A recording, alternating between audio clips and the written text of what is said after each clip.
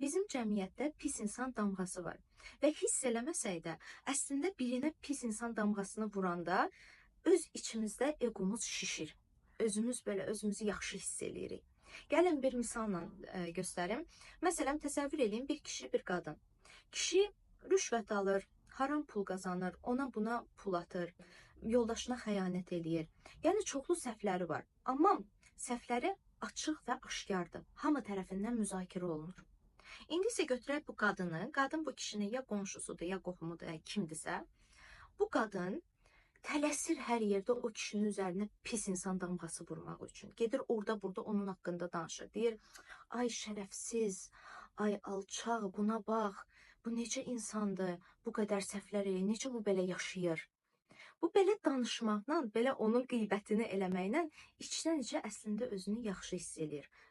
Çünki o kişinin elədiyi səhvləri özü eləmir. Amma qadının həyatına baxsaq, görərik ki, dayanmadan onun bunun qeybətini eləyir. Gedir, insanların arasını vurur, ara qızışdırır. Bir adamdan sözü alır, gedir, bir üstünə 10 qoyur, gedir o birisinə çatdırır. Xanımın da səhvləri həyatda çoxdur, amma xanımın səhvlərinin üstü bağlıdır. Və bunlar bağlı olduğuna görə xanım çox rahatlıqla özünə yalan danışır və başqasına da pis insan damğasını vurur. Bu misalda nə kişi pis insan deyil, nə də ki qadın yaxşı insan deyil. Hər ikisi insandır, hər ikisinin səhvləri var.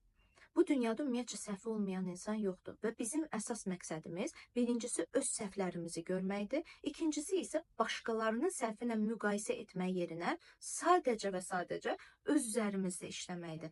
İnanın ki, öz üzərimizdə işləyəndə bizim o pis insan damğası avtomatik olaraq beynimizdən silinir.